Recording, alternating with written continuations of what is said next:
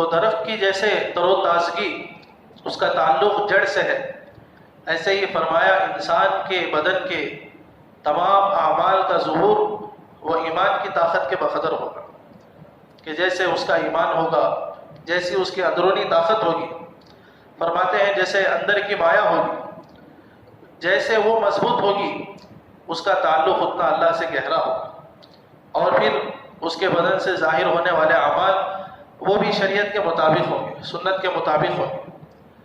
اس لیے دوستوں عزیز و بزرگوں، اس محنت کی بنیاد ایمان پر رکھی گئی، ایمان میں بڑھوتری اور ایمان کو حرکت ملنا یہ اصل مقصود ہے محنت سے۔ اس لیے فرمایا کہ سب سے زیادہ ایمانیات پر بولا گیا ہے، سب سے زیادہ ایمانیات پر زور دیا جاتا ہے۔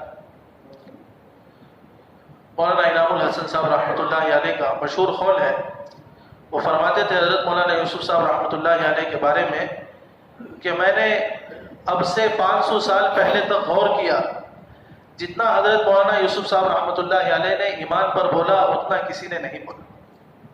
تو سب سے زیادہ نظام الدین کی کرسی سے توحید اور ایمان کو بولا گیا ہے، سب سے زیادہ آواز ایمان اور توحید کی لگائی گئی۔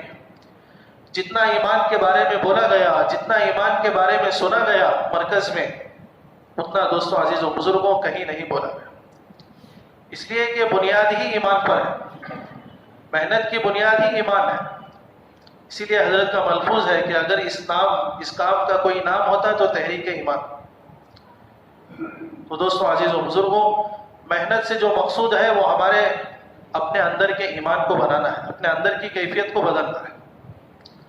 ظاہر کا تو آدمی ظاہر سنور جاتا ہے، ظاہر بدل جاتا ہے، لیکن اندر خرابی ہو تو دوستوں عزیز و بزرگوں وہ مطلوب نہیں ہے۔ اس لیے ایمان کے مذاکرے اس لیے ضروری ہے تاکہ ہمارے اندر، ہمارے دلوں کی کیفیت بدل جائے، ہمارے اندر ایمان راسخ ہو جائے، ہمارے دل کی گہرائیوں میں ایمان بیٹھ جائے، اور ہر حال میں ہمارا تعلق اللہ سے جڑ جائے، ہم اللہ کے ہر فیصلے پر راضی ہو جائیں، اور ہر حال میں ہم اللہ کو سامنے رکھ کر زندگی گزارنے والے بن جائیں۔ یہی ایمان کا تقاضا ہے۔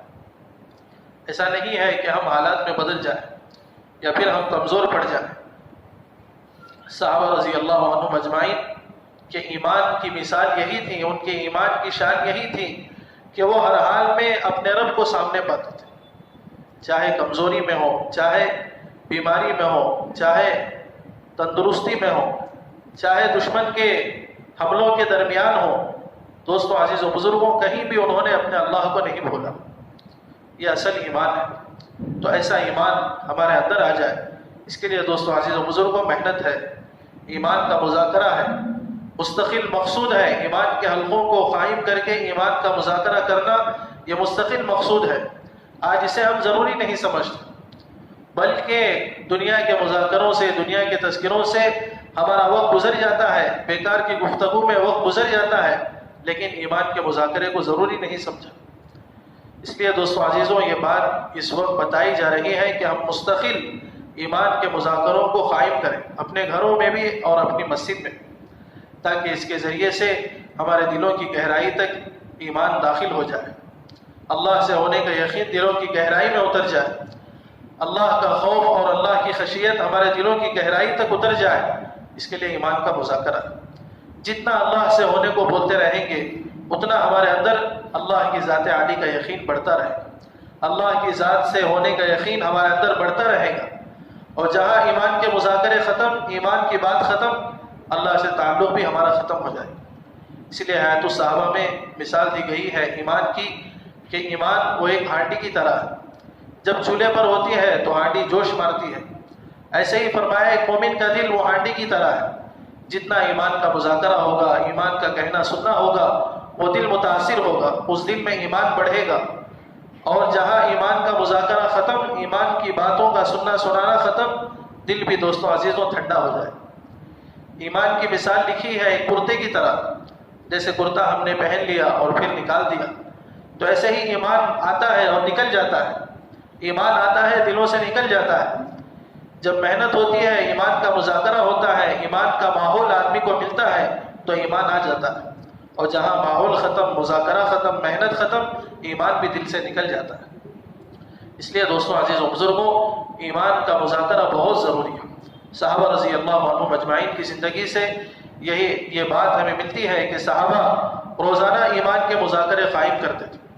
کتنی روایتیں ہم بار بار سنتے پڑھتے ہیں، صحابہ کے دعوت ہم پڑھتے سنتے رہتے ہیں کہ صحابہ پر گشت کر کے ایمان کے مذاکرے کرتے، صحابہ کو دعوت دیتے تھے، آؤ ہم تھوڑی دیر ایمان کا مذاکرہ کریں۔ بعض لوگ اشکال کرتے ہیں کہ دعوت تو غیروں کے لیے ہے۔ دوستوں عزیز و بزرگوں، دعوت ہماری اپنی ضرورت ہے، دعوت ہماری اپنی ضرورت ہے، بلکہ فرمایا کہ دعوت یہ عبادت ہے، ایک فریضہ ہے۔ تو صحابہ پر گشت کرتے تھے، صحابہ کو دعوت دیتے تھے، آؤ تھوڑی دیر اپنے رب پر ایمان لائیں، آؤ تھوڑی دیر ایمان کا مذاکرہ کریں۔ حضرت عمر رضی اللہ عنہ کا قول نقل کیا ہے حیات الصحابہ میں کہ حضرت عمر رضی اللہ عنہ ایمان کے حلقے لگاتے، ایمان کی مجلس قائم کرتے اور پھر کہتے ہیں کہ ہم یہ کام اس لیے کرتے ہیں تاکہ ہمارے ایمان میں اضافہ ہو جائے۔ اللہ اکبر!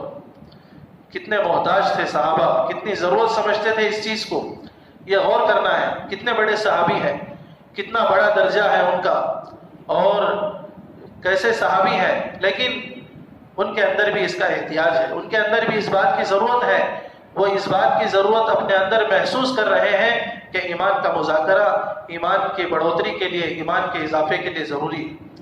ایمان کی باتیں ایمان کے اضافے کے لیے ضروری ہے۔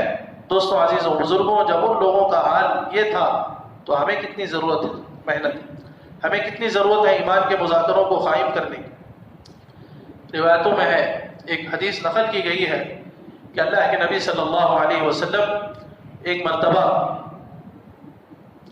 چند عورتوں پر سے گزرے تو دیکھا کہ ان کے یہاں دنیا کا مذاکرہ ہو رہا تھا، دنیا کی باتیں ہو رہی تھی۔ تو اللہ کے نبی نے ان کے ذہن کو بدلنے کے لیے، ان کے دھیان کو بدلنے کے لیے اور ان کی اس گفتگو کو بدلنے کے لیے اللہ کے نبی نے آخرت کے بارے میں حدیث سنائی، موت کے بارے میں اللہ کے نبی نے حدیث سنائی۔ اور اللہ کے نبی نے اس وقت خاص طور پر یہ حدیث نقل کی کہ دیکھو، انسان کے پاس اگر سونے کا ایک جنگل ہو تو وہ دوسرے کی تمنا کرے، اگر سونے کے 2 جنگل ہوں تو وہ 2 تیسرے کی تمنا کرے۔ اور پھر اللہ کے نبی نے فرمایا، انسان کی حرص کو تو موت ہی، انسان کے حرص کو اور اس کی بھوک کو موت ہی یہ مٹا سکتی ہے۔ تو جیسے ہی اللہ کے نبی نے موت کا تذکرہ کیا تو ان کا احوال بدل گیا، ان کا تذکرہ بدل گیا، ان کی فکر بدل گئی۔ تو علماء نے لکھا ہے کہ اللہ کے نبی نے صحابہ جیسی مقدس ہستیوں کے ذہن کو بدلنے کے لیے جب ایمان کا مذاکرہ کیا، حدیث کا مذاکرہ کیا، تو آج ہم جیسے لوگوں کے لیے اس کی کتنی ضرورت ہے، جبکہ 24 گھنٹے ہمارے سامنے دنیا ہی دنیا ہے، ہر وقت دنیا کا تذکرہ ہے، ہر وقت دنیا کی باتیں ہیں، ہمیشہ ہم آخرت کو بھلانے والے اعمال میں لگے ہوئے، ہماری 24 گھنٹے والی زندگی آخرت سے دور ہے۔ تو دوستوں عزیز و بزرگوں، ہمارے لیے کتنا ضروری ہوگا کہ ہم ایمان کے حلقوں کو قائم کریں، حدیث کے حلقوں کو قائم کریں، آخرت کے احوال کا تذکرہ ہم بار بار کرتے رہیں۔ آج انسان موت کو بھول گیا ہے، آخرت کا گویا کہ تذکرہ ہی ہمارے اندر سے ختم ہو گیا، ہمارے درمیان سے آخرت کے احوال بھلا دیے گئے۔ دوستوں عزیز و بزرگوں، جس کی وجہ سے آج انسان دنیا میں مست ہو گیا، دنیا کی زندگی کو ہی اصل زندگی سمجھ گیا، دنیا کی زندگی کو ہی حقیقی زندگی سمجھ گیا ہے، گویا کہ یہی اصل زندگی ہے، گویا کہ ہمیں مرنا نہیں ہے۔ ایسے ہم دوستوں عزیزوں دنیا میں مشغول ہو گئے ہیں۔ وجہ اس کی یہ ہے کہ آخرت کے احوال اور آخرت کے تذکرے ہمارے درمیان سے ختم ہو۔ صحابہ رضی اللہ عنہم اجمعین کے لیے جب ضروری تھا تو فرمایا ہمارے لیے اس سے زیادہ ضروری ہے کہ ہم زیادہ سے زیادہ مغیبات کے تذکرے کریں، آخرت کے تذکرے کریں، ایمان کے تذکرے کریں، بہت زیادہ ضروری ہے، بہت زیادہ ضروری ہے۔ اسی لیے دوستوں عزیزوں یہ بات بتائی جا رہی ہے کہ ہم اپنی ذات سے روزانہ مسجد کو وقت دیں اور مسجد میں وقت دے کر ایمان کے حلقوں کو قائم کریں۔ مستقل فرمایا تعلیم روزانہ آدھے گھنٹے کی مسجد کی تعلیم ہے، ایسا نہیں کہ 10-15 منٹ میں ہماری تعلیم ختم ہو گئی یا پھر آبادی کی محنت میں جو تعلیم ہو رہی ہے وہی اصل تعلیم ہے۔ فرمایا ان ساری تعلیم کے علاوہ ہماری تعلیم روزانہ آدھے گھنٹے کی، پون گھنٹے کی تعلیم ضروری ہے کہ ہم اس میں بیٹھ کر مستقل ایمان کی باتوں کو، آخرت کی باتوں کو، آخرت کے احادیث کو، ایمانیات، معاملات، اخلاقیات کے بارے میں سنیں۔ روزانہ سننا ہے، روزانہ فرمایا تعلیم ایک غذا ہے، ہماری روحانی غذا ہے۔ تعلیم کے ذریعے سے فکر پیدا ہوتی ہے، تعلیم کے ذریعے سے انسان کا دل بدلتا ہے، انسان کا دل تاثر لیتا ہے۔ تعلیم ہی کا ایک عمل ہے جو انسان کے دل کو بدل دے. دلوں کی گہرائی تک بات جو اترتی ہے، وہ جو نور ہے وہ احادیث میں ہے، وہ جو طاقت ہے وہ احادیث میں ہے. ہماری باتوں میں، انسانوں کی باتوں میں وہ نور اور وہ طاقت نہیں ہے جو اللہ کے نبی صلی اللہ علیہ وسلم کی باتوں میں. اس لیے دوستوں، عزیز و بزرگوں، مستقل یہ تعلیم والا عمل ہے کہ ہم روزانہ بیٹھ کر سنیں، آدھا گھنٹہ پونا گھنٹہ مستقل ہم سنیں تعلیم. اب اس میں آخرت کے احوال ہمارے سامنے آئیں، ایمان کے بارے میں باتیں آئیں گی، معاملات اخلاق کے بارے میں باتیں آئیں گی، عبادات کے بارے میں باتیں آئیں گی. پھر ہمارا دل تاثر لے گا. تعلیم کا مقصد ہی دلوں کا تاثر ہے. ہمارے دلوں میں جو تاثر ہے دنیا کا، وہ تاثر ختم ہو جائے اور اللہ کی ذات کا تاثر آ جائے، آخرت کا تاثر ہمارے اندر آ جائے، جنت جہنم کی فکریں ہمارے اندر آ جائیں. دوستوں، عزیز و بزرگوں، اللہ کے نبی صلی اللہ علیہ وسلم جب جنت کا یا جہنم کا تذکرہ سناتے تو صحابہ کی حالت کیا ہوتی تھی، صحابہ کی کیفیت کیا ہوتی تھی. کتنے واقعات ہم سنتے ہیں. ایک مرتبہ اللہ کے نبی صلی اللہ علیہ وسلم نے جہنم کا تذکرہ کیا. قرآن کی آیت ہے، اللہ نے فرمایا ہے، یا ایھا الناس یا ایھا الذین آمنوا قوا انفسکم واہلیکم نارا وقودها الناس والحجارہ. قرآن میں اللہ نے فرمایا، اے ایمان والو، اپنے آپ کو بھی اور اپنے اہل و عیال کو بھی جہنم کی آگ سے بچاؤ. اور آگے اللہ نے تذکرہ کیا جہنم جس کا ایندھن انسان اور پتھر ہے. پھر دوستوں، عزیز و بزرگوں، ایک صحابی نے سوال کیا، اللہ کے نبی، جہنم کا پتھر کتنا ہوگا، اس کی کیا کیفیت ہوگی، کتنا بڑا ہوگا؟ تو اللہ کے نبی نے فرمایا، ساری دنیا کے پہاڑوں کے بقدر جہنم کا صرف ایک پتھر ہوگا. تو اس بات کا اثر ان صحابی کے دل پر ایسا پڑا کہ وہ ایک چیخ مارے اور وہیں ان کا انتقال ہو گیا. تو اللہ کے نبی نے فرمایا کہ جہنم کے خوف سے ان کی روح نکل گئی. تو دوستوں، عزیز و بزرگوں، یہ تاثر صحابہ کے دلوں میں ہوتا تھا. اس لیے دوستوں عزیزوں، تعلیم کا عمل یہ بہت ضروری ہے. لکھا ہے کتابوں میں کہ اللہ کے نبی صلی اللہ علیہ وسلم جب کوئی بھی اسلام میں داخل ہوتے صحابہ اس زمانے میں، تو اصول یہ تھا کہ انہیں سکھایا جاتا. علم اور ایمان ایک ہی درجے میں اللہ کے نبی صلی اللہ علیہ وسلم کے زمانے میں تھا کہ ایمان جس طرح صحابہ قبول کرتے تو فوراً ان کا اب دوسرا عمل تعلیم. اب انہیں تعلیم کے حلقے میں بٹھا رہے. تعلیم کے حلقے کے ذریعے سے ان کے دلوں کو بدلایا جا رہا ہے. مستقل مسجد میں تعلیم کا ماحول اللہ کے نبی کی مسجد میں تھا، جس کی وجہ سے ہر ایک کا دل بدل جاتا تھا. کتنے بار ہم یہ واقعات سن چکے ہیں کہ اللہ کے نبی صلی اللہ علیہ وسلم سخت سے سخت کافر کو اور سخت سے سخت دل والوں کو اللہ کے نبی مسجد میں ٹھہراتے تھے. ایک کافر کو جن کا نام سمامہ تھا، اللہ کے نبی نے مسجد کے ستون سے انہیں باندھ دیا تھا تاکہ مسجد کا ماحول اور مسجد کی تعلیم کا اثر ان کے دل کو بدل دے. اور دوستو عزیزوں، جب انہیں ٹھہرایا جاتا، مسجد کے ماحول میں، تعلیم کے ماحول میں رکھا جاتا تو یقیناً ان کا دل بدل جاتا. وہ کافر جو 3 دن تک اللہ کے نبی پر ایمان لانے سے انکار کر رہے تھے، 3 دن کے بعد کہنے لگے کہ ہم ایمان میں داخل ہو جائیں. اللہ کے نبی نے قبیلے کو ٹھہرایا جنہوں نے کہا کہ اللہ کے نبی، ہم ایمان تو لائیں گے لیکن ہم اپنے بتوں کو نہیں توڑیں گے، ہم اللہ کے راستے میں جہاد نہیں کریں گے، ہم زکوٰۃ ادا نہیں کریں گے. مسجد کے ماحول میں رکھا. تعلیم کا اثر یہ ہوا کہ پھر اللہ کے نبی کے سامنے خود اقرار کرنے لگے کہ اللہ کے نبی، ہم ایمان تو قبول کیے ہیں، اب اپنے بتوں کو بھی توڑ دیں گے، اللہ کے راستے میں جہاد بھی کریں گے، اور پھر اللہ کے راستے میں ہم صدقہ خیرات زکوٰۃ بھی دیں. تو دوستو عزیزوں، اس سے معلوم ہوتا ہے، لکھا ہے مستقل حضرت مولانا یوسف صاحب نے اپنے بیانات میں لکھا ہے کہ علم اور ایمان یہ دونوں اس زمانے میں ضروری حلقے تھے. ایمان کا حلقہ جیسے ضروری تھا، ایسے ہی علم کا حلقہ بھی ضروری تھا. اس لیے دوستو عزیز و بزرگوں، مسجد میں ایمان کے حلقے کے ساتھ ساتھ اس وقت تعلیم کے حلقوں کو قائم کرنا بھی بہت ضروری ہے. تعلیم کے حلقوں کے ذریعے سے ہمیں ایمان ملے گا. تعلیم کے حلقوں کے ذریعے سے ہمیں اپنی روحانی غذا ملے گی. اندر کی جو طاقت ہے وہ ہمیں تعلیم کے حلقے سے ملے گی، ایمان کے حلقے سے ملے گی. ایمان کی فکر ہمارے اندر وہ ایمان کے حلقوں سے، تعلیم کے حلقوں سے آئے. آخرت کی فکر وہ تعلیم کے حلقوں سے آئے. اس لیے بہت ضروری ہے یہ بات مستقل مرکز میں روزانہ بتائی جاتی ہے. ہر جانے والی جماعت سے اور ہر مقامی کام کرنے والوں سے جو واپسی کی جماعتیں ہوتی ہیں، سب سے یہ بات بتائی جاتی ہے کہ ہمیں جا کر روزانہ مسجد کو وقت دینا ہے، اور مسجد کو وقت دینا ہے علم اور ایمان دونوں سیکھنے کے اعتبار. ایسا نہیں کہ ہم تھوڑا سا وقت دے دیا ملاقات کے اعتبار، ملاقات کر لیے ہو گیا. دوستو عزیزوں، مستقل ہمیں اپنے آپ کو محتاج بنا کر وقت دینا ہے، ایمان کو بھی سیکھنے کے لیے، تعلیم کو بھی سیکھنے کے لیے، قرآن کو بھی سیکھنے کے لیے، اور علم کو، دین کو سیکھنے کے لیے مستقل ہمیں وقت دینا اور آنے والوں کو سکھانا ہے۔ تو ذمہ داریاں ہمارے اوپر ہیں۔ تو دوستوں عزیزوں، جتنا ایمان کا مذاکرہ ہوگا، آخرت کی جتنے احوال ہمارے سامنے آئیں گے، اتنی آخرت کی فکر ہمارے اندر پیدا ہوگی، اور جتنا ایمان مضبوط ہوگا دوستوں عزیزوں بزرگوں، ہمارا تعلق اللہ سے براہ راست ہوگا، ہمارے اندر اللہ کا ڈر ہوگا، خوف ہوگا، اور پھر ایمان کی علامتیں ہماری زندگیوں میں ظاہر ہوں۔ آج ہم دیکھ رہے ہیں کہ مسلمان تو ہیں لیکن ساری علامتیں جو مقصود تھی وہ چھپی ہوئی۔ اسلام کی، ایمان کی جو علامتیں انسان کے اندر ہونی چاہیے وہ ساری علامتیں مفقود ہیں۔ وجہ اس لیے ہے کہ ایمان ابھی ظاہر نہیں ہوا، ابھی ایمان کے بول ہیں، حقیقت والا ایمان زندگیوں میں نہیں آیا، ابھی صرف ہم ایمان ایمان کہہ رہے ہیں، ایمان کی جو حقیقت ہے وہ ہمارے دلوں میں اتری نہیں ہے۔ اس لیے دوستوں عزیزوں، محنت ہے، مرنے تک محنت کرنا ہے، آخری وقت تک ایمان کی محنت ہے۔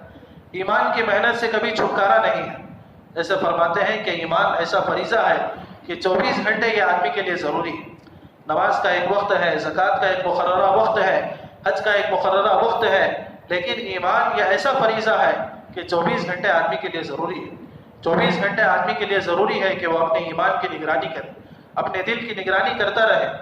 اسی لیے دوستوں عزیزوں، حضرت حنظلہ رضی اللہ عنہ کا واقعہ مشہور ہے کہ تھوڑی سی دل کی کیفیت بدلی تو فوراً چیختے ہوئے نکل گئے کہ میں تو منافق ہو گیا۔ ایسے صحابہ اپنے دلوں کی جانچ کرتے تھے، ایسے صحابہ اپنے آپ پر نظر رکھتے تھے، اپنی کیفیات پر، اپنی حرکات پر صحابہ کی نظر ہوتی تھی کہ تھوڑی سی کیفیت بدلی تو فوراً اللہ کے نبی کے پاس آئے۔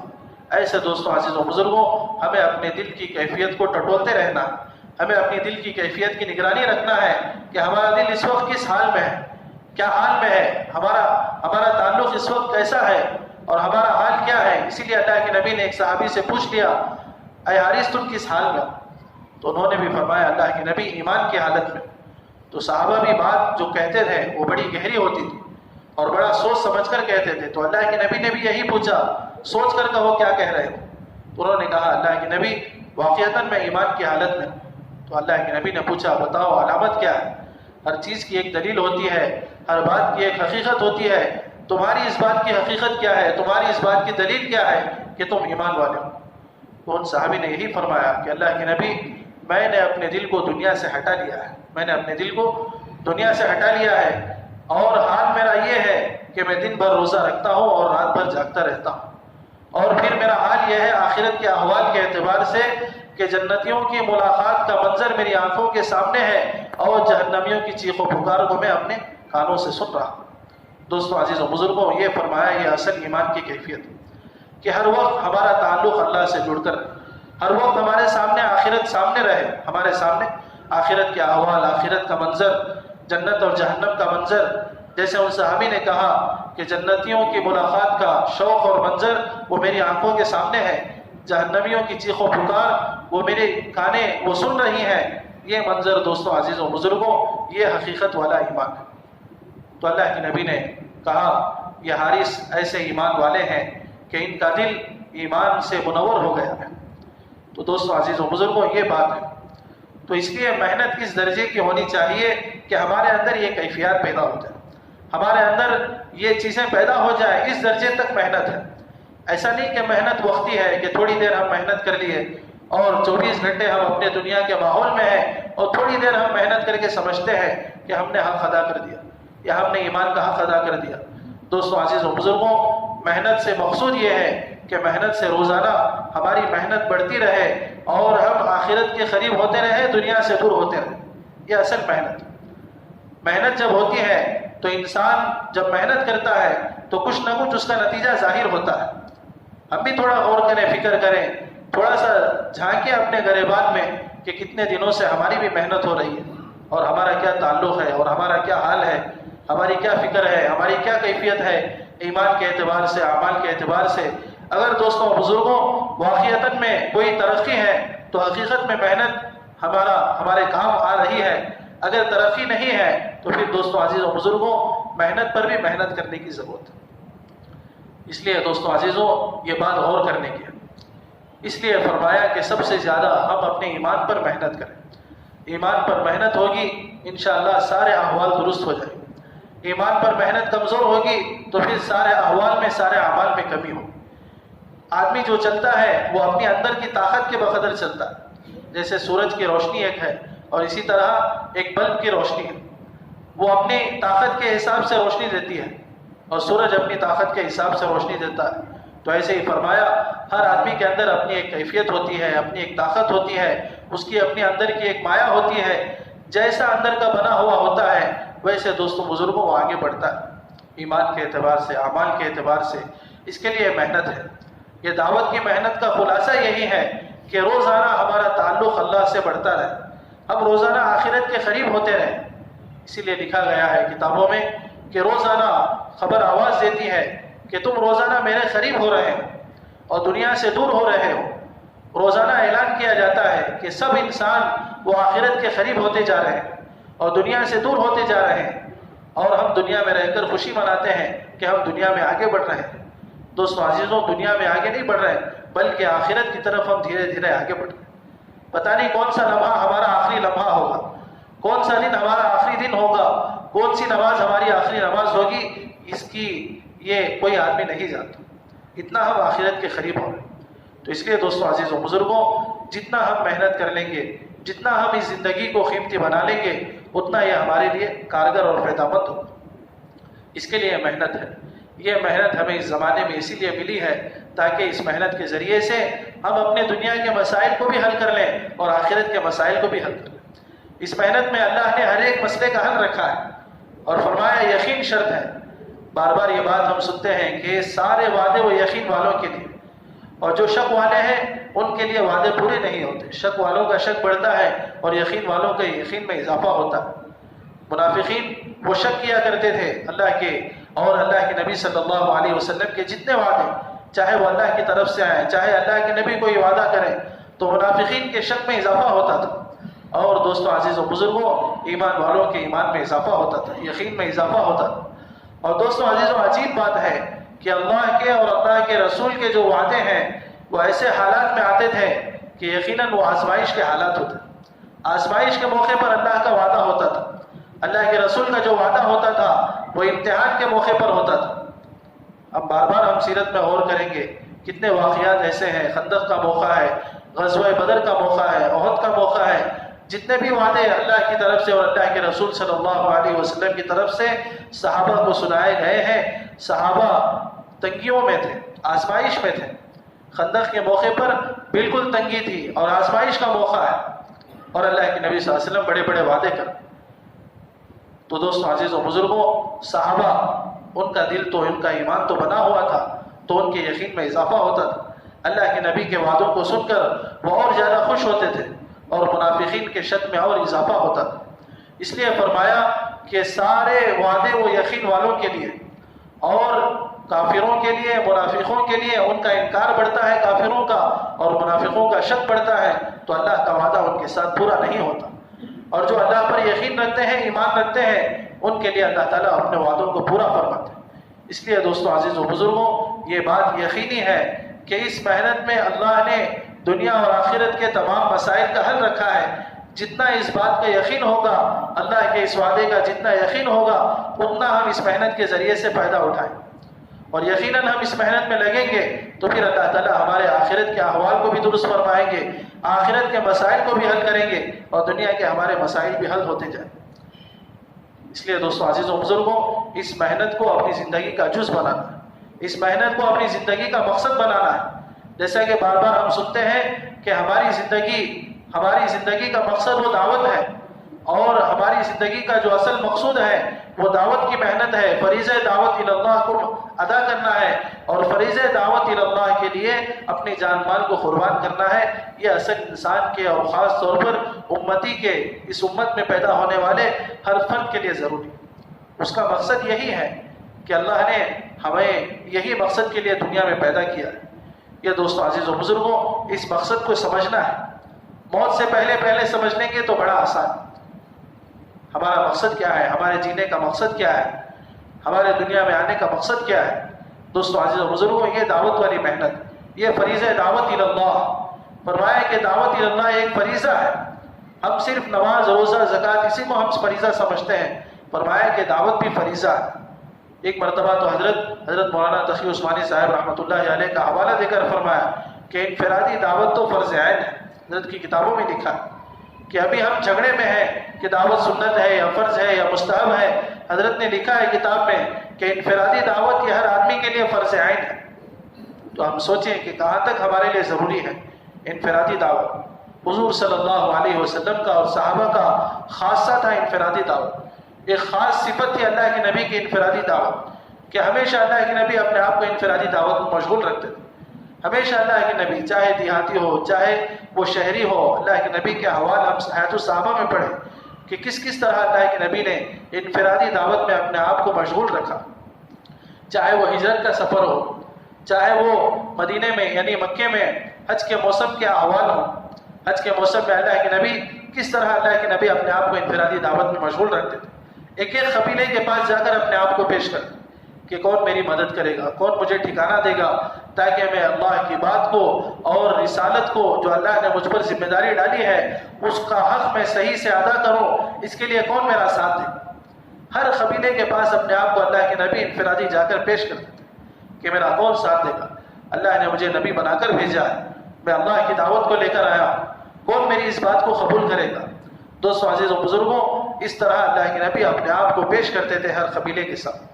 تو انفرادی دعوت یہ اللہ کے نبی کا خاصہ ہے، اللہ کے نبی کی خاص صفت تھی۔ مکی زندگی میں بھی اللہ کے نبی انفرادی دعوت میں مشغول رہے، اور مدینے میں جانے کے بعد بھی اللہ کے نبی انفرادی دعوت میں مشغول رہے۔ دیہاتیوں کو اللہ کے نبی انفرادی دعوت دیتے، اور رات کے وقت عشاء کی نماز کے لیے صحابہ انتظار کرتے تھے، اور اللہ کے نبی قبیلے میں مختلف مدینے میں قبائل والوں کے پاس جا کر ہجرت کے پہلے کے واقعات سناتے تھے اور انفرادی دعوت میں اپنے آپ کو مشغول رکھتے۔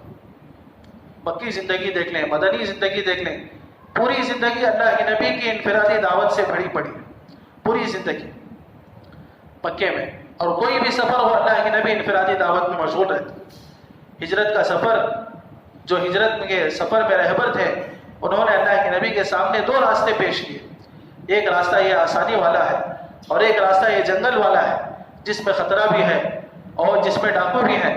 تو اللہ کے نبی نے جو ڈاکوؤں والا راستہ تھا، جو خطرے والا راستہ تھا، اس راستے کو اختیار کیا تاکہ ان کو دعوت دیتے ہوئے چلے۔ چاہتے تو آسانی والے راستے سے گزر جاتے اللہ، لیکن دعوت کی نسبت سے، دعوت دینے کے لیے، ان ڈاکوؤں کو بات پہنچانے کے لیے اللہ کے نبی نے وہ پرخطر راستہ اختیار کیا۔ تو دوستو عزیزوں، یہ انہماک اللہ کے نبی کے اندر تھا دعوت کے اعتبار سے۔ صحابہ کا بھی یہی حال تھا، تو اس لیے فرمایا کہ آج اس وقت سب سے زیادہ جو ضرورت ہے وہ اپنے آپ کو دعوت میں مشغول رکھنے کی ہے۔ اسی لیے فرمایا انفرادی دعوت یہ فرض عین ہے۔ اسی لیے حضرت فرماتے ہیں کہ دیکھو، آدمی یا تو داعی ہوگا یا مدعو ہوگا۔ ہم دعوت دیتے رہیں گے، داعی بن کر رہیں گے، اگر ہم اپنی دعوت کو چھوڑ دیں گے تو پھر فرمایا دوسری چیزوں کے مدعو بن جائیں، باطل کے مدعو بن جائیں۔ آج امت کا یہی حال ہے کہ ساری امت اس وقت مدعو بنی ہوئی ہے، دوسروں کے چیزوں سے متاثر ہو کر ان چیزوں کو اختیار کر رہی۔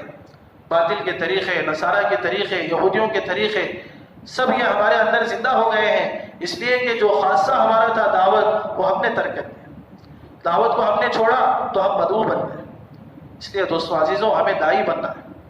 اللہ کے نبی صلی اللہ علیہ وسلم کے زمانے میں حضرت مولانا سعید احمد خان صاحب نے لکھا ہے کہ اللہ کے نبی کے زمانے میں کچھ بنیادی وجوہات تھی، بنیادی شرطیں تھیں، جن شرطوں پر صحابہ قائم تھے، کچھ بنیادی اصولیں اللہ کے نبی نے اصول بنائے تھے، ان اصول پر صحابہ قائم تھے تو پوری دنیا اسلام کی طرف کھینچ کر آ رہی تھی۔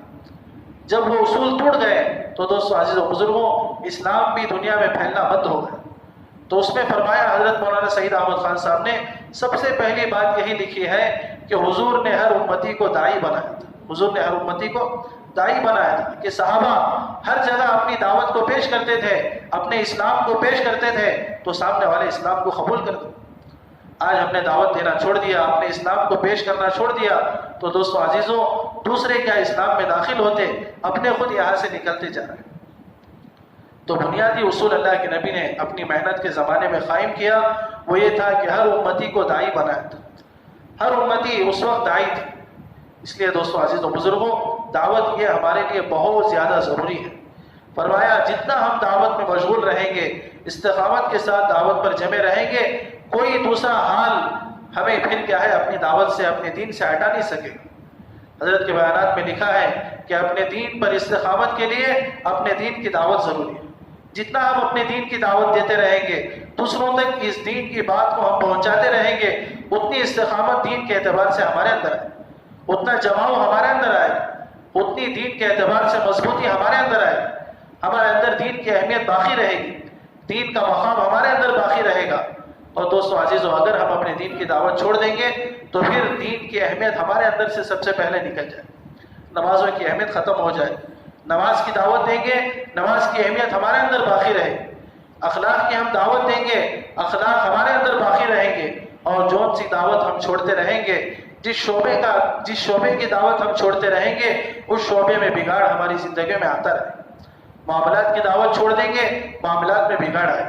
اخلاقیات کی دعوت چھوڑ دیں گے، اخلاق میں بگاڑ آئے۔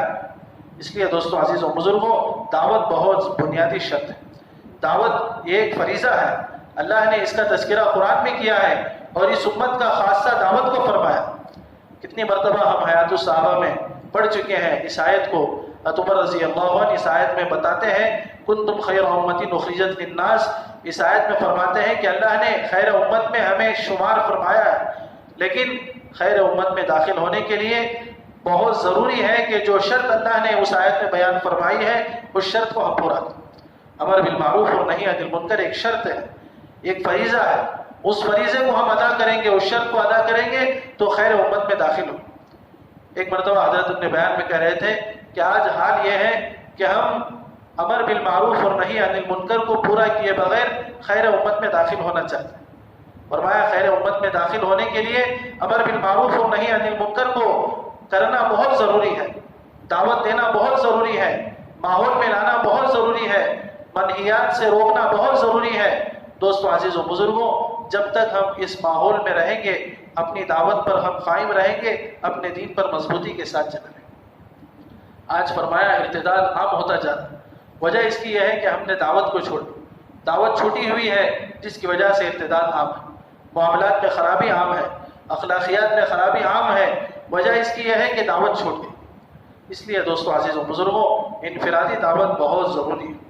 اسی لیے یہ بات بتائی جا رہی ہے کہ ہم اپنی مسجد میں انفرادی حلقے لگائیں، ایمان کے حلقے لگا کر انفرادی دعوت میں مشغول ہو جائیں، دعوت دیتے رہیں۔ جتنا ہم دعوت دیں گے ہمارے اندر مضبوطی آئے گی، ایمان ہمارا بنے گا، ہمارے اندر معاملات کی اچھائی آئے گی، ہمارے اندر اخلاقیات آئیں گے۔ حضور صلی اللہ علیہ وسلم کے زمانے میں لکھا ہے، حضرت مولانا سید احمد خان صاحب نے لکھا اپنے مکتوبات میں کہ حضور کے زمانے میں جب کوئی ایمان میں داخل ہوتا تو سب سے پہلے اس کو ایمان سکھایا جاتا اور اس کے بعد اس کو اخلاقیات کی تعلیم دی جاتی۔ اخلاقیات کی تعلیم بہت ضروری ہے ایمان کے بعد اخلاق۔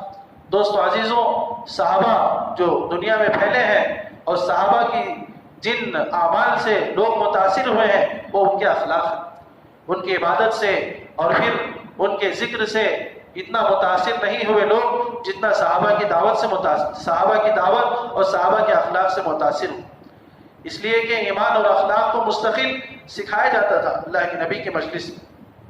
اس لیے دوستو عزیزوں بزرگوں، یہ اس وقت ہمارے لیے بہت ضروری ہے کہ ہم روزانہ اپنی مسجد کے لیے وقت دیں، صرف اور صرف ایمان اور علم کو سیکھنے کے لیے، تعلیم کے حلقوں کے قائم کرنے کے لیے ہمارے لیے بہت ضروری ہے کہ ہم روزانہ مسجد کو وقت دیں۔ آج ہم ہر ایک جگہ ہمارا وقت طے ہے، ہم میں سے ہر کسی کا وقت طے ہے، سب کا وقت اپنی اپنی جگہ طے ہے، دکان کے لیے، گھر کے لیے، اپنے کاروبار کے لیے، اپنی ضروریات کے لیے۔ دوستو عزیزوں بزرگوں، حضرت نے بیانات میں لکھا ہے کہ اعمال دعوت کے اپنے آپ کو عادی بنا لو، اعمال مساجد کے اپنے آپ کو عادی بنا لو۔ جیسے آدمی کی عادت بن جاتی ہے بعض چیزوں کی، ایسے ہی فرمایا مسجد کے اعمال کی بھی عادت ہونی چاہیے۔ مسجد کو وقت دینا گویا ایک ہماری عادت بن جائے، گویا ایک ہماری ضرورت بن جائے، ہم اپنی ضرورت سمجھ کر، ہم اپنی اس کو عادت بنا کر مسجد کو وقت دینے والے بن جائیں۔ اتنا ہمیں مسجد کو وقت دینا ہے، مسجد کو روزانہ ہم وقت دیتے رہیں، ایک عادت ہماری بن جائے، گویا کہ اس دن کا وہ عمل چھوٹ گیا تو ہمارے اندر بے چینی آ جائے کہ آج ہماری عادت چھوٹ گئی، آج ہماری جو اصل روحانی طاقت تھی، آج ہماری جو اصل ضرورت تھی وہ چھوٹ گئی، یہ کیفیت ہمارے اندر پیدا ہو۔ اس لیے دوستو اتنا ہمیں روزانہ مسجد کو وقت دینا، اور فرمایا ہر ایک سے وقت مسجد کے لیے مانگنا بھی ہے کہ ہم روزانہ ہم اپنی ذات سے بھی وقت دیں اور سامنے والے کا بھی وقت مانگیں۔ حضرت نے یہاں تک کہا کہ جس طرح ہم چلے 4 مہینے کی تشکیل کرتے ہیں اور ان کے نام ہم اپنی کاپی میں لکھتے ہیں، ایسے ہی روزانہ مسجد کو وقت دینے کے اعتبار سے بھی تشکیل کی جائے کہ آپ روزانہ مسجد کو کتنا وقت دیں، 10 منٹ دیں گے، آدھا گھنٹہ دیں گے، صبح میں دیں گے، شام میں دیں گے، ظہر کے بعد دیں گے، عصر کے بعد دیں گے، روزانہ اس کی بھی تشکیل ہو۔ یہاں تک یہ بات بتائی جا رہی ہے کہ ہمارے روزانہ کی ملاقاتوں میں یہ تشکیل کی جائے۔ کوئی نیا ساتھی ہم ملاقات کر کے لائے ہیں مسجد میں، تو جس طرح ہم ان کی تشکیل کرتے ہیں کہ بھئی آپ اپنے 4 مہینے لگا لیں، آپ اپنا چلہ لگائیں، آپ سے روزہ کی ترتیب بنائیں، ایسے ہی اس کی تشکیل کی جائے کہ آپ روزانہ مسجد کو وقت دیں اور ان کا وقت لکھا جائے کہ آپ کب وقت دیں گے، آپ ان کا یہ نام فلاں نام ہے اور ان کا یہ وقت طے ہے، مستقل مسجد کی ایک کاپی میں یہ بات لکھی جائے تاکہ ہمیں معلوم ہو کہ کس ساتھی کا کون سا وقت مسجد کے لیے ہے، اور پھر ان کو وصول کرنا آسان ہو جائے، ان پر محنت کرنا آسان ہو جائے۔ اس لیے دوستوں عزیز و بزرگوں یہ بات ضروری ہے، یہ بات ہم اپنے ذہن میں رکھیں کہ روزانہ کی تشکیل میں ہم مسجد کا وقت مانگے ساتھیوں سے۔ فرمایا ہم بات کر کے وہی ختم کر دیتے ہیں، بات کر کے وہی چھوڑ دیتے ہیں، چھوڑنا نہیں ہے بلکہ مسجد کا وقت لینا ہے کہ آپ روزانہ مسجد کو کب وقت دیں گے، صبح میں دیں گے، شام میں دیں گے، جیسے چلے 4 مہینے کی تشکیل ہوتی ہے اس کو لکھا جاتا ہے اپنی کاپیوں میں باقاعدہ ترتیب کے ساتھ۔ ایسے ہی دوستوں عزیزوں ہر مسلمان کا مسجد کا وقت لیا جائے اور اس کو وصول کرنے کی فکر بھی کی جائے۔ یہ اصل محنت ہے، یہ اصل کام ہے دوستوں عزیزوں۔ کام اصل ہوگا، صحیح طریقے پر ہوگا تو اس کے نتائج بھی سامنے ہیں۔ جب ہم روزانہ مسجد کے لیے وقت مانگیں گے، کوئی نہ کوئی ساتھی وقت دے گا، پھر ان کو وصول کرنے کی فکر ہوگی تو پھر ہمارے ساتھیوں کا بھی مسجد میں استعمال ہوگا۔ ورنہ آج ہماری مسجدیں صرف چند وقت کے لیے آباد ہیں، ایک نماز کے بعد ہم نے آبادی کی محنت کر لی تو ہم سمجھتے ہیں کہ ہماری محنت ہو گئی۔ دوستوں عزیزوں اس وقت تو یہ بات بتائی جا رہی ہے کہ 24 گھنٹے ہماری مسجد میں ایک ماحول قائم ہو جائے، 24 گھنٹے ہماری مسجد میں ایک ماحول قائم ہو جائے، جو ماحول اللہ کے نبی صلی اللہ علیہ وسلم کی مسجد میں تھا وہ ماحول ہماری مسجدوں میں زندہ ہو جائے۔ یہ ایک محنت ہے، یہ ایک فکر ہے، اس کے لیے دوستوں محنت کی ضرورت ہے، قربانی کی ضرورت ہے، وقت کو بڑھانے کی ضرورت ہے۔ حضرت نے بیانات میں لکھا ہے کہ دیکھو محنت کے 2 طریقے ہیں، ایک تو یہ ہے کہ ہم محنت کر کے افراد کو بڑھائیں، محنت کر کے افراد کو بڑھائیں، اور فرمایا دوسرا یہ ہے کہ محنت کرنے والے اپنے اوقات کو بڑھائیں، محنت کرنے والے اپنے اوقات کو بڑھائیں، اپنی قربانی کو بڑھائیں۔ تو لکھا ہے حضرت آگے کہ اپنے محنت کرنے والوں کا اپنے وقت کو، اپنی قربانیوں کو بڑھانا یہ زیادہ مؤثر ہے افراد کو بڑھانے کے بجائے۔ افراد بڑھ جائیں گے بہت اچھی بات ہے، لیکن محنت کرنے والے اپنے وقت کو بڑھائیں گے، اپنی قربانیوں کو بڑھائیں گے تو یہ زیادہ مؤثر ہوگا، اس لیے کہ وہ خود محنت کرنے والے ہیں، ان کی ایک کیفیت ہوتی ہے، ان کا ایک ڈھنگ ہوتا ہے، ان کا ایک رنگ ہوتا ہے، ان کی ایک فکر ہوتی ہے۔ جب وہ اپنی قربانی کو اور بڑھائیں گے تو دوستوں عزیز و بزرگوں مسجد کے کام کی سطح اور بڑھے گی۔ اس لیے دوستوں عزیز و بزرگوں ہماری مسجد 24 گھنٹے آباد کیسے ہو جائے، اس کے لیے مستقل محنت کی ضرورت ہے، وقت کو بڑھانے کی ضرورت ہے۔ اسی لیے بات بتائی جا رہی ہے کہ 8-8 گھنٹے کی ترتیب پر ہم آئیں، روزانہ کم از کم 8-8 گھنٹے ہم اپنی مسجد کے لیے فارغ کریں، یہ سب سے کم درجہ ہے۔ فرمایا کہ صحابہ کی یہ ادنا ترتیب تھی، عام سے عام صحابہ کی ترتیب تھی کہ روزانہ 8 گھنٹے مسجد کو وقت دیتے، ورنہ اعلیٰ درجے کی ترتیب آدھا دن ہے، آدھی رات ہے، پورا دن ہے، پوری رات ہے، صحابہ ایسے بانٹ کر دیتے۔ مستقل ہم حضرت کے بیانات میں پڑھیں، حضرت نے لکھا ہے مسجد کو صحابہ کیسے کیسے وقت دیتے تھے، مسجد کو صحابہ کیسے کیسے وقت دیتے تھے۔ دن کو تقسیم کر رکھا تھا، بعض لوگوں نے رات کو تقسیم کر رکھا تھا، آدھی رات گھر کے لیے، آدھی رات مسجد کے لیے، دن میں آدھا دن تجارت کے لیے، آدھا دن مسجد کے لیے، آدھا دن کھیت کے لیے، آدھا دن مسجد کے لیے، آدھا دن دکان کے لیے، آدھا دن مسجد کے لیے۔ ورنہ حضرت نے لکھا ہے عام صحابہ کی ترتیب تو 8 گھنٹے کی تھی، 1/3۔ حضرت نے لکھا ہے کہ 150 جماعتیں اللہ کے نبی صلی اللہ علیہ وسلم نے اپنی موجودگی میں مدینے سے روانہ کی ہیں، بہت ساری جماعتوں میں بنفس نفیس اللہ کے نبی خود چلے ہیں اور اکثر کو اللہ کے نبی نے روانہ کیا ہے۔ تو ساری جماعتوں کا تخمینہ حضرت مولانا یوسف صاحب نے لگایا کہ اس زمانے کا اندازہ اگر ہم لگائیں تو عام سے عام صحابی کے حصے میں سال میں 6 مہینے تو کہیں گئے، 6 سے 7 مہینے صحابہ کا اللہ کے راستے میں وقت لگ جاتا۔ اور فرمایا اس کے بعد کا وقت وہ بھی مسجد کے لیے لگتا تھا. ایسا نہیں کہ بعد کے 6 مہینے کسی صحابی کے 6 مہینے کسی صحابی کے 5 مہینے جو سال کے بچے ہیں وہ اپنی کھیت میں اپنے دکان میں نہیں ہے، بلکہ روزانہ بھی وقت طے کیا گیا تھا. اللہ کے نبی کے زمانے میں روزانہ ہر صحابی کا وقت مسجد کو طے تھا، جس کی وجہ سے صحابہ جب مستقل نکل جاتے تو نکلے ہوئے تھے، اور جب مقام میں رہتے تو بھی مسجد کو آباد کرنے کی محنت میں لگے رہتے. تو دوستو عزیز و بزرگوں، نکلنے کے زمانے میں بھی محنت کرنا ہے اور مقام میں رہ کر بھی محنت کرنا ہے.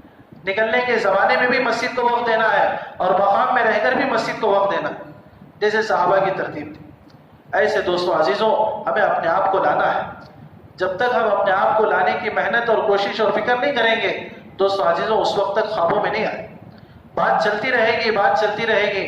روزانہ ہم 8 گھنٹے کی بات تو چلائیں گے تو پھر دھیرے دھیرے ساتھی آئیں، بات ہی ختم کر دیں گے، فکر ختم ہو جائے، فکر ختم ہو جائے گی. دوستو عزیزوں بات ختم ہو جائے. بات کو چلانا ہے. جو بات مرکز کی سطح کی ہے اس سطح کی بات کو ہم چلائیں. 8 گھنٹے عام سے عام ساتھی کا وقت ہے. فرمایا عام سے عام اور مشغول سے مشغول ساتھی کے لیے وقت مانگو، اور مشغول سے مشغول ساتھی کی ہم سالانہ 4 مہینے کی تشکیل کریں. یہ بات مرکز میں بتا رہا تھا. اور ہم اپنے خاص ساتھیوں کی جو وقت لگا رہے ہیں، جو محنت میں ہے، ایسے ساتھیوں کی سالانہ 4-6 مہینے کی تشکیل ہم نہیں کریں. وہاں تو بات بتائی جا رہی ہے کہ عام سے عام ساتھی کے لیے وقت مانگا جائے، اور عام سے عام ساتھی کی چاہے وہ کتنی ہی مشغولی میں کیوں نہ ہو اس کی سالانہ 4 مہینے کی تشکیل کی جائے. دوستو عزیزوں یہ بات ہے. بات چلے گی تو پھر افراد تیار. بات ہی کو ہم ختم کر دیں گے تو پھر دوستوں وہ فکر وہ محنت بھی ختم ہو جائے. اس لیے دوستوں ایک تو سب سے پہلے ہمیں اپنی ذات سے وقت دینا ہے. ہمیں اپنی ذات سے طے کرنا ہے کہ مجھے کتنا وقت دینا ہے مسجد کے لیے، اور پھر اس میں مسجد کی آبادی کی محنت، مسجد کو ایمان کے حلقوں سے، دعوت کے حلقوں سے، تعلیم کے حلقوں سے، قرآن کے حلقوں سے آباد کرنے کی محنت. یہ سب ہمارے کام ہیں، یہ سب ہماری ذمہ داری، یہ سب ہمارے کام ہیں. کہ جب کوئی مسجد کو وقت دے کر آیا ہے، وقت لے کر کوئی مسجد میں آیا ہے تو اس کی ترتیب بنائی جائے. دعوت کا حلقہ، تعلیم کا حلقہ، ایمان کا حلقہ، قرآن کا حلقہ. صرف یہ نہیں کہ تھوڑی سی بات کر کے ہم ان کو بھیج دیں، اب ان کو بات کریں. قرآن کا حلقہ بھی لگا لیں، ایمان کے حلقے کے ساتھ، دعوت کے حلقے کے ساتھ. موٹے موٹے مسائل، کلمے کے مسائل ہیں، پھر بنیادی مسائل ہیں، بنیادی عقائد ہیں. یہ ایک بات بہت اس وقت ذہن نشین کرنے کی ہے، بلکہ بار بار یہ بات بتائی بھی جا رہی ہے کہ عام سے عام ساتھیوں سے ہم مذاکرہ، بنیادی فرائض کا مذاکرہ، بنیادی فرائض، بنیادی عقائد. کتنے ہمارے مسلمان ایسے ہیں جو بنیادی عقائد سے محروم ہیں، انہیں معلوم نہیں کہ نبی کون ہے، نبی کا نام کیا ہے. آج دوستو عزیزوں اغیار اور باطل اسی کا فائدہ اٹھا کر مسلمانوں کو ارتداد کی طرف لے جا رہا ہے، اسی کا فائدہ اٹھا کر. اب عیسائیوں کی مشنری دیکھیں، وہ کیسے محنت کر رہے ہیں، کیسے کام کر رہے ہیں. ایسے لوگوں تک ان کا پہنچنا ہوتا ہے جنہیں اسلام کے بارے میں کچھ زیادہ معلوم نہیں ہوتا، جو دور دور سے اسلام سے ناواقف ہوتے ہیں. ایسے لوگوں تک وہ پہنچ کر پھر کیا ہے انہیں اپنی محنت میں شامل کر لیتے ہیں، اور پھر انہیں اپنے دین میں شامل کر لیتے ہیں. دوستو عزیزوں بزرگوں، اس لیے اگر ہم بنیادی عقائد کی جو باتیں ہیں، عیسیٰ علیہ السلام کا جو عقیدہ ہے، اللہ کے نبی کے ختم نبوت کا جو عقیدہ ہے کہ اللہ کے نبی آخری نبی ہے، اس طرح کے جو بنیادی عقائد ہیں آج امت اس سے بھی محروم ہے. ان بنیادی عقائد کا بھی ہم حلقہ لگائیں، آنے والے سے معلوم کر لیں کہ کیا اس کا حال ہے. دوستو عزیزوں جب محنت ہوگی، بات چلے گی تو پھر انشاءاللہ اس کے اثرات ہم دیکھیں. ایسے روزانہ دوستو عزیزوں ہمیں روزانہ مسجد کے لیے ایسے وقت دینا، اور اسی طرح اپنے گھر کے لیے بھی وقت دینا ہے. گھر کی مستورات کے لیے، گھر کے اندر دین کا ماحول قائم کرنے کے لیے گھر کی تعلیم ہے. ہمارے اندر اور ہمارے محلے کے اندر دین کا ماحول قائم کرنے کے لیے ہماری اپنی مسجد کی تعلیم، دونوں ضروری ہیں، دونوں باتیں ضروری ہیں. گھر کے ماحول کو بدلنے کے لیے گھر پر محنت ہے، اور پھر باہر کے ماحول کو بدلنے کے لیے جس طرح گلی کوچوں تک ہمارا پہنچنا ہوتا ہے، محنت ہوتی ہے، ایسے ہی گھر کے اندر بھی ہماری محنت. اور گھر کے اندر کی محنت وہ گھر کی تعلیم، جیسے ہم مسجد کی تعلیم ہم ضروری سمجھتے ہیں، ایسے ہی گھر کی تعلیم کو بھی ضروری سمجھ. گھر کی تعلیم بہت ضروری ہے. گھر کی عورتوں کا، گھر کی مستورات کا، گھر کے بچوں کا وہ ذہن بدلے گا، ان کے اندر دعوت کی فکر آئے گی، وہ ہمارے معاون بنیں گے. دوستو عزیزوں بزرگوں، جس طرح صحابہ کے معاون بنتے تھے، ایسے ہی ہماری عورتیں ہماری معاون بن کر چلیں. اگر گھر میں ماحول ہوگا، صحابہ کی زندگیاں ہم دیکھیں کہ کیسا ماحول بنا ہوا تھا. کس طرح مستورات صحابیات وہ صحابہ کے معاون بنتے تھے، صحابیات صحابہ کے معاون بنے ہیں، تو دوستو عزیز و بزرگوں صحابہ کے لیے آسان تھا۔ آج ہماری مستورات ہمارے معاون نہیں ہیں تو آج ہمارے لیے کام مشکل ہے۔ اس لیے فرمایا کہ گھروں کی تعلیم بہت بنیادی ضرورت ہے۔ اس وقت کی جو سب سے اہم ضرورت ہے وہ گھر کی تعلیم ہے، کہ ہم گھر کی تعلیم کے ذریعے سے گھر کا ماحول بدلیں، گھر کے اندر ایمان کے حلقوں کو، قرآن کے حلقوں کو قائم کریں۔ حضرت ابو ہریرہ رضی اللہ عنہ کی حدیث بدائل اعمال میں حضرت شیخ نے نقل کی ہے کہ جن گھروں میں قرآن کے حلقے قائم ہوں گے، قرآن کثرت سے پڑھا جائے گا، وہاں اللہ تعالیٰ فرشتوں کا نزول کریں گے، برکتوں کو، رحمتوں کو نازل کریں گے اور ان کے اہل و عیال میں کثرت کریں گے۔ اور جہاں قرآن کے حلقے نہیں ہوں گے وہاں دوستو عزیزوں رحمتوں کا نزول بند ہو جائے گا، برکتوں کا نزول بند ہو جائے گا، فرشتوں کا آنا جانا بند ہو جائے گا۔ اس لیے دوستو عزیز و بزرگوں گھروں میں بھی قرآن کے حلقوں کو ہم قائم کریں، حدیث کے حلقوں کو ہم قائم کریں۔ اللہ کے نبی صلی اللہ علیہ وسلم کس طرح قرآن کے حلقے، حدیث کے حلقے، صحابہ کا کیسا حال تھا کہ اللہ کے نبی کی مجلس سے جو بھی بات سن کر آ رہے ہیں وہ اپنے گھروں میں اس کا مذاکرہ کریں، اپنے گھر کی عورتوں کو وہ ساری باتیں سنا رہے ہیں، تو گھر کی عورتوں کے اندر بھی شوق پیدا ہو، سیکھنے سکھانے کا شوق۔ لکھا ہے کتابوں میں، علماء فرماتے ہیں کہ ازواج مطہرات اللہ کے نبی صلی اللہ علیہ وسلم کی باری کا انتظار کرتی تھیں کہ اللہ کے نبی سے آج ہمیں سیکھنے کو ملے۔ اللہ کے نبی باری باری اپنے ازواج مطہرات کے پاس رات گزارتے تھے، تو جن جن ازواج مطہرات میں جن جن کی باری ہوتی وہ اللہ کے نبی کا انتظار کرتی کہ اللہ کے نبی سے آج ہمیں سیکھنے کو ملے۔ اور سب سے زیادہ سکھایا حضرت عائشہ رضی اللہ عنہ خود فرماتی ہیں کہ جب تک اللہ کے نبی گھر میں موجود ہوتے تو میں اللہ کے نبی سے سیکھتی رہتی، سنتی رہتی، اور جب اللہ کے نبی باہر چلے جاتے تو میں حجرے کی دیوار سے کان لگا کر کھڑی ہو جاتی اور وہ ساری باتیں بھی میں سنتی رہتی۔ تو ایسا ازواج مطہرات کے اندر شوق، صحابیات کے اندر شوق، دوستو عزیز و بزرگوں یہ شوق ہماری عورتوں کے اندر بھی پیدا ہوگا، وہ گھر کی تعلیم کے ذریعے۔ گھر کی تعلیم، گھر کا ماحول بنے گا تو ہماری عورتوں کے اندر بھی شوق پیدا ہوگا، دعاؤں کے سیکھنے کا شوق پیدا ہوگا، دعاؤں کے ذریعے سے، مسنون دعاؤں کے ذریعے سے، صدقات کے ذریعے سے اپنے مسائل کے حل کرانے کا شوق پیدا ہوگا۔ آج دوستو عزیز و بزرگوں یہ ساری چیزیں مفقود ہیں، یہ ساری چیزیں آج ختم ہو گئی ہیں، وہ گھر کی تعلیم نہ ہونے کی وجہ۔ ہماری مستورات کے اندر کے جذبات وہ ختم ہو گئے، ان کی صلاحیتیں آج غلط استعمال ہو رہی ہیں، وہ صرف اس وجہ سے کہ تعلیم والا عمل ہمارے گھروں میں زندہ ہے۔ اس لیے دوستو عزیز و بزرگوں بنیادی جو اس وقت کی ضرورتیں ہیں وہ یہ دو ضرورتیں ہیں۔ ایک تو ہم اپنے گھر کے ماحول کو بدلنے کے لیے گھر کی تعلیم ہے، اور اپنی اندر کے ماحول کو اور محلے کے ماحول کو بدلنے کے لیے مسجد کی تعلیم اور مسجد کی آبادی کی۔ جتنا ہمارا اس میں وقت لگے گا اتنا ہمارے لیے خیر کا ذریعہ ہو، ہماری زندگی کے بدلنے کا ذریعہ ہو۔ اس کے لیے دوستو عزیز و بزرگوں اللہ کے راستے میں نکلنے کی محنت ہے، مقام میں رہ کر بھی محنت ہے، دونوں محنتیں ضروری ہیں۔ حضرت مولانا سید احمد خان صاحب نے یہی بات لکھی ہے، اللہ کے نبی صلی اللہ علیہ وسلم نے جو بنیادی اصول قائم کیے تھے اپنی زمانے میں محنت کے، وہ یہی کہ ہر آدمی کو اپنے ماتحتوں کو سکھانے کا ذمہ دار بنایا۔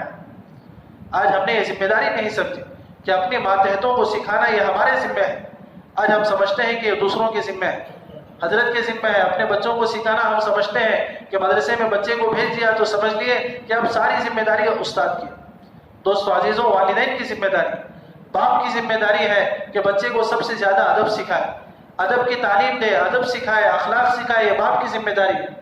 ماں کی ذمہ داری ہے کہ اس کو اخلاق سکھائے، اس کو تعلیم دے۔ سب سے زیادہ ذمہ داری ہماری ہے، ایسا نہیں کہ استاد کے ذمہ ہے، استاد تو ایک معاون بنتا ہے، استاد تو رہبری کرتا ہے، لیکن اصل جو زندگی کو بدلنے والے ہیں وہ والدین ہیں، وہ ہم اپنے اولاد کے ہم ذمہ دار ہیں۔ ہماری اولاد کے بارے میں پوچھ ہمارے سے ہوگی نہ کہ دوسروں سے۔ اس لیے دوستو اللہ کے نبی نے ہر ایک کو اس زمانے میں اپنے ماتحتوں کو سکھانے کا ذمہ دار بنایا تھا کہ جو کچھ بھی اس کو سکھایا جاتا مسجد میں اس کو کہلایا جاتا کہ آپ ان ساری باتوں کے سکھانے کے اپنے گھر والوں کو بھی سکھانے کی ذمہ دار ہیں۔ اس لیے دوستو عزیز و بزرگوں اس سے ہمارے اندر اس سے معلوم ہوتا ہے، اس سے ہمارے سامنے گھر کی تعلیم کی اہمیت ہمیں معلوم ہوتی ہے کہ کتنا زیادہ اس وقت گھر کی تعلیم کی اہمیت اللہ کے نبی کے نزدیک، صحابہ کے نزدیک کتنی اہمیت تھی۔ تو دوستو عزیز و بزرگوں جب ایک عام ماحول ہو گیا سیکھنے سکھانے کا تو فرماتے ہیں کہ مدینے کا ہر گھر مدرسہ ہو۔ فرمایا مستقل مسجد نبوی کے علاوہ پورے مدینے میں کوئی مستقل عمارت مدرسے کے نام پر نہیں تھی، جہاں مستقل بچوں کو بھیجا جائے کہ مدرسہ ہے یہاں سکھانے کے لیے بھیجا جائے، بلکہ فرمایا کہ مدینے کا ہر گھر مدرسہ، اور ایسا مدرسہ تھا مدینے کا ہر گھر کہ گھر والے تو خود سیکھ رہے تھے، اور اللہ کے نبی باہر کے قبیلے والوں کو بھی کسی بھی مدینے کے گھر میں ٹھہرا دیتے تو سارا کا سارا دین مدینے والے اپنے گھر میں سکھاتے تھے۔ مردوں کو مسجد میں سکھایا جا رہا، عورتوں کو گھروں میں سکھایا جا رہا۔ جتنی عورتیں ایمان میں داخل ہو رہے ہیں ان کو اللہ کے نبی مدینے کے گھروں میں ٹھہراتے، اور جو مرد ایمان میں داخل ہو رہے ہیں اللہ کے نبی ان کو مسجد میں ٹھہراتے۔ مردوں کو مسجد سے پورا دین جیسے ملتا تھا، ایسے ہی دوستوں عورتوں کو صحابیات کے گھروں سے پورا دین ملتا تھا۔ پورا عقائد اور پورے ایمانیات اور پورے اخلاقیات اور عبادات اور قرآن کے حلقے سب کچھ سکھایا جاتا مدینے کے ہر گھر میں، جو کچھ بھی مسجد نبوی میں سکھایا جاتا۔ ایسے دوستوں عزیزوں بزرگوں اللہ کے نبی نے ماحول بنایا تھا، ہر گھر میں سیکھنے سکھانے کا ماحول، ہر گھر میں سیکھنے سکھانے کی آواز۔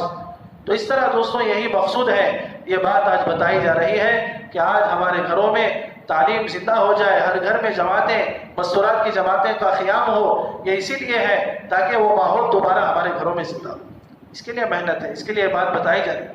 کوئی بھی بات نظام الدین سے کہی جاتی ہے وہ بغیر سوچے سمجھے نہیں کہی جاتی، بڑی دور اندیشی ہوتی ہے، بڑی حکمت ہوتی ہے اور بڑی طاقت ہوتی ہے، اور دور کی سوچ کر بات چلاتے ہیں۔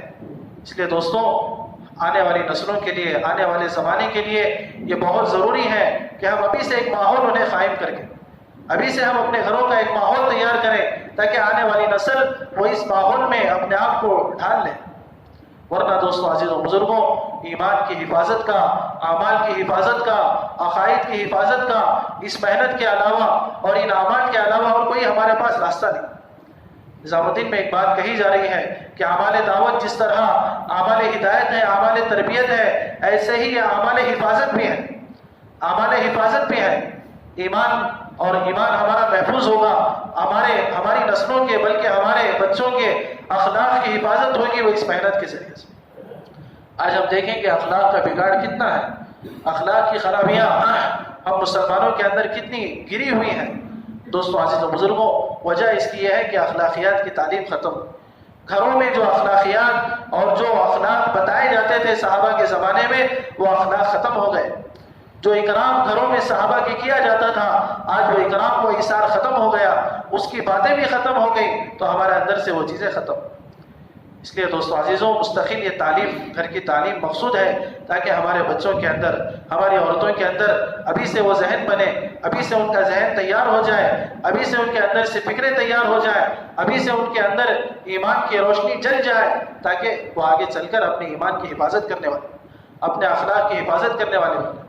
اس کے لیے دوستوں یہ بات جو مرکز سے بتائی جا رہی ہے بڑی ضرورت کی بات ہے، اس وقت ہمیں لینے کی بات ہے۔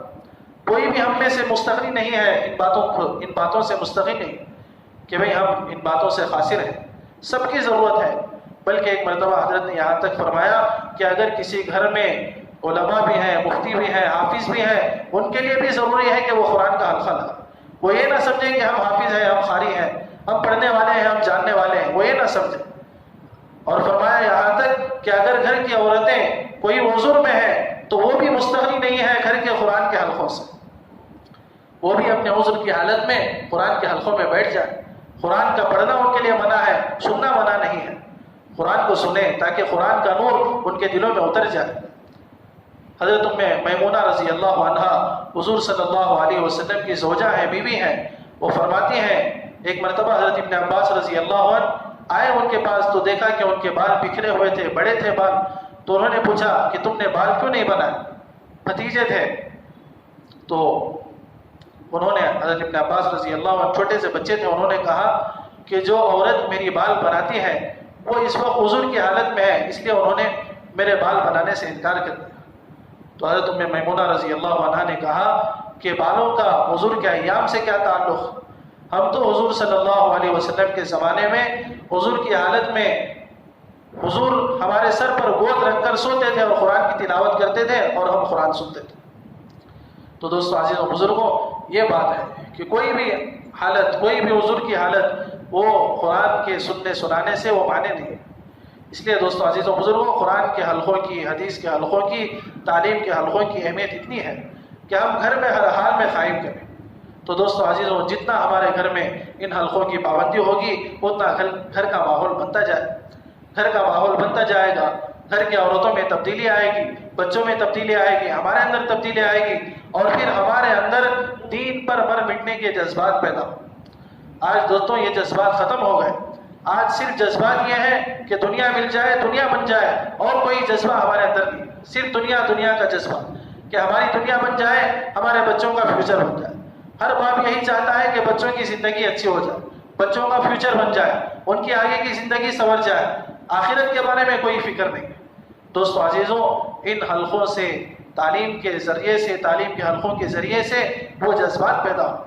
دیکھو صحابیات کے اندر کیا جذبات تھے، صحابہ کے بچوں کے اندر کیا جذبات تھے۔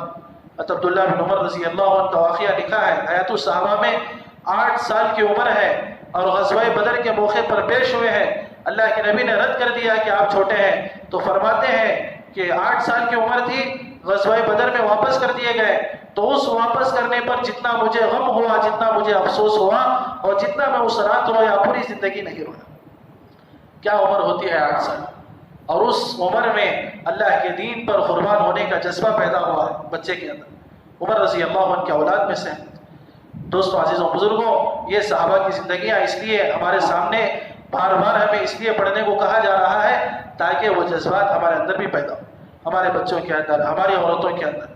آج دوستو عزیزوں، دین پر مر مٹنے کے جذبات ختم ہو، دین پر اپنے آپ کو قربان کرنے کے جذبات ختم ہو گئے۔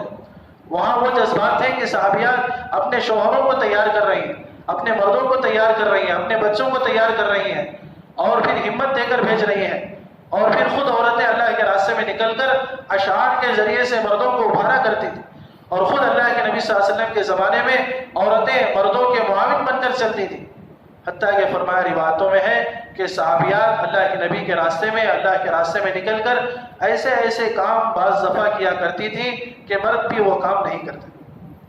حتیٰ کہ زخمیوں کی مرہم پٹی تو دور کی بات، کبھی اگر مردوں کو دفنانے کی نوبت آتی تو صحابیات وہاں بھی آگے بڑھتی، کبھی اگر دشمن کو ختم کرنے کی بات آتی تو صحابیات وہاں بھی آگے بڑھتی۔ دوستو عزیزوں بزرگوں، یہ ساری باتیں گھر کی تعلیم سے زندہ ہوگی۔ جب گھر کی تعلیم کے ذریعے سے بار بار مذاکرہ ہوگا، صحابیات کے احوال، صحابہ کے بچوں کے احوال، ان کی زندگیاں جب بار بار سامنے آئیں گی تو جذبات بنیں گے، اگر سامنے نہیں آئیں گے تو کیا جذبات بنیں گے۔ اس لیے اس وقت بہت ضروری ہے کہ ہم اپنے گھر کے ماحول کو بدلنے کے لیے گھر کی تعلیم کو لازم پکڑیں، اور مسجد کے ماحول کو، مسجد کے اطراف کے ماحول کو بدلنے کے لیے روزانہ اپنی ذات سے، اپنی ضرورت سمجھ کر ہم روزانہ مسجد کو وقت دیں گے روزانہ، تو ہمارے اندر کے احوال میں تبدیلی آئے گی، ہمارے اندر تبدیلی آئے گی، محلے میں تبدیلی آئے گی۔ فرمایا جہاں جہاں مسجد کی آبادی کی محنت ہوتی ہے، وہاں مسجد کی آبادی کی محنت کے اثرات یہ ہوتے ہیں کہ محلے میں ضرور تبدیلیاں آتی ہیں، نوجوانوں میں تبدیلیاں آتی ہیں، اور پھر مسجد میں آنے والوں میں تبدیلیاں آتی ہیں، محلے سے بگاڑ ختم ہوتا ہے۔ دوستو عزیزوں بزرگوں، اس لیے محنت بہت ضروری ہے۔ تو اس محنت کو زندہ کرنے کے لیے اللہ کے راستے کی محنت ہے، اللہ کے راستے کا خروج ہے۔ جیسا کہ فرمایا کہ صحابہ اللہ کے راستے میں نکل کر بھی محنت کرتے تھے اور مقام میں رہ کر بھی روزانہ وقت دیتے تھے، ایسے ہی دوستو عزیزوں ہمارے لیے بھی ضروری ہے کہ یہ دونوں محنتیں ہمارے لیے بھی، دونوں محنتیں لازم ملزوم ہیں۔ اللہ کے راستے کا خروج اور مقامی محنت لازم ملزوم ہے، یہ ایک دوسرے سے تار جڑا ہوا ہے۔ اسی لیے کہا جاتا ہے کہ مقامی محنت کمزور ہوگی تو خروج میں کمزوری آئے گی، خروج کمزور ہوگا مقامی محنت کمزور ہوگی۔ اس لیے دوستو عزیزوں بزرگوں، بنیادی چیز اللہ کے راستے کا خروج ہے، بنیادی چیز۔ تو اس لیے ہم یہ ارادے عزائم کریں کہ اللہ کے راستے میں ہمیں ہر حال میں نکلنا ہے۔ دوستو عزیزوں، صحابہ کی یہ حالت تھی کہ ہر حال میں جب بھی اللہ کے نبی نے آواز لگائی، اللہ کے راستے کے خروج کو صحابہ نے مقدم رکھا، اور ہمیشہ اپنے آپ کو تیار رکھا، ہمیشہ اپنے آپ کو تیار رکھا۔ حضرت نے بیانات میں لکھا ہے کہ اللہ کے نبی نے محنت کر کے ایسا ماحول بنایا تھا کہ جہاں کہیں آواز لگ جاتی صحابہ تیار ہو جاتے، چاہے وہ آواز بازار میں لگے، چاہے وہ آواز مسجد میں لگے، چاہے وہ آواز شادی کے موقع پر لگے، چاہے وہ آواز جنازے میں لگے، صحابہ ہر حال میں تیار ہیں، خوشی کے موقع پر بھی تیار ہیں، غم کے موقع پر بھی تیار ہیں، اور پھر بازار میں اپنی ضرورت سے گئے ہیں، وہاں آواز لگی ہے تو وہاں بھی تیار ہیں، اور مسجد کے ماحول میں بھی تیار ہیں۔ دوستو عزیزوں، یہ محنت اللہ کے نبی نے، یہ محنت اور یہ ماحول اللہ کے نبی نے بنایا تھا کہ ہر حال میں صحابہ تیار، اور فرمایا کوئی بھی حال صحابہ کو روکنے والا نہیں تھا، انفروا خفافا وثقالا، اس آیت کے تحت لکھا ہے علماء نے کہ کوئی بھی حال صحابہ کو روکتا نہیں تھا، تنگی میں، خوشحالی میں، خوشی میں، بیماری میں، اور پھر جوانی میں، بڑھاپے میں، ہر حال میں صحابہ نکلے، ہر حال میں صحابہ نکلے۔ اس لیے دوستو عزیزوں بزرگوں، ہمارے اندر بھی نکلنے کا جذبہ غالب ہونا چاہیے، ہمارے اندر بھی ہر حال میں نکلنے کا جذبہ ہمارے اندر بھی آ جائے۔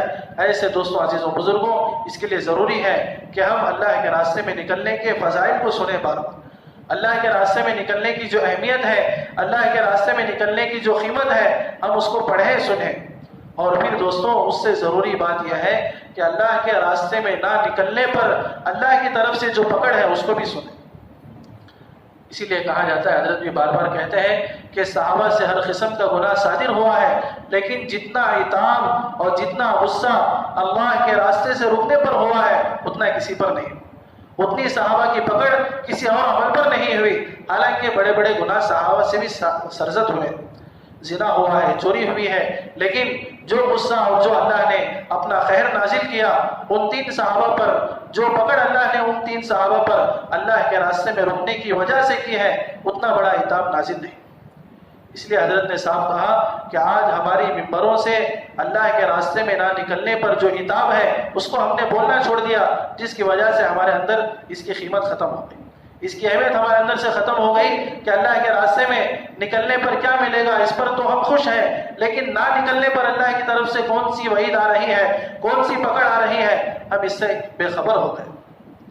اس لیے دوستو حضرت محسوب صاحب نے لکھا ہے کہ جو آدمی جس حال کی وجہ سے رکتا ہے، جس حال کو سامنے رکھ کر اللہ کے راستے میں نکلنے سے رکتا ہے، اللہ تعالیٰ اس کو اس سے بڑے حال میں مبتلا کرتا ہے، پھر وہ رک جاتا ہے، پھر اس سے بڑے حال میں مبتلا کرتے ہیں، پھر وہ رک جاتا ہے۔ اس لیے دوستو اللہ کے نبی نے صحابہ کے مزاج بنایا تھا کہ صحابہ ہر حال میں نکلتے، صحابہ ہر حال میں نکلتے تھے۔ اس لیے ہمیں بھی ہر حال میں نکلنا ہے، اللہ کے راستے میں نکلنے کو مقدم رکھنا ہے۔ دوستو عزیزوں، حدیث میں ہے، متفق حدیث میں، جو آدمی اللہ کے راستے میں نکل جاتا ہے اللہ تعالیٰ کی وہ حفاظت میں اور امان میں آ جاتا ہے، اس کی ساری ضرورتیں وہ اللہ تعالیٰ کی اب حفاظت میں آ جاتی ہیں، اور اس کی ضرورتوں کو پورا کرنا، اس کے کاموں کا بڑھانا اب اس کے ذمے نہیں ہے بلکہ اللہ کے ذمے ہے۔ اس لیے دوستو عزیزوں ہمتیں کریں، ارادہ کریں، عزائم کریں کہ ہمیں بھی ہر حال میں اللہ کے راستے میں نکلنا ہے۔ اللہ کے راستے میں نکلیں گے، اللہ کے راستے میں نکلیں گے، ہمارے اندر صحابہ والے جذبات پیدا ہوں گے، دین کے مٹنے کا غم پیدا ہوگا، دین کو زندہ کرنے کے جذبات پیدا ہوں گے، امت میں چلیں گے پھریں گے، امت کے احوال دیکھیں گے تو ہمارے اندر امت کی بے دینی کا درد پیدا ہو۔ اور اگر ہم چلیں گے نہیں، پھریں گے نہیں، اللہ کے راستے میں نکلیں گے نہیں، تو پھر دوستو عزیزوں ہمیں اپنی ضرورتیں بڑی لگیں، ہمیں ہماری جو ضرورتیں ہیں، ہمارے جو احوال ہیں اسی کو ہم بڑا سمجھ جائیں، ہمارے اوپر جو حالات ہیں اسی کو ہم بڑا سمجھ کر اسی پر اسی کی اہمیت ہمارے اندر میں پیدا ہو جائے گی اور پھر ہم رکتے رہیں۔ اس کے لیے دوستو عزیزوں ہمتیں کریں، ارادے کریں، عزائم کریں کہ انشاءاللہ ہم ہر حال میں اللہ کے راستے میں نکلیں۔ تو اس کے لیے بتائیں بھی جن کے ماشاءاللہ 3 مرتبہ بیرون میں وقت، اندرون میں 4 مہینے لگے ہیں، وہ سب سے پہلے بیرون کا ارادہ کریں۔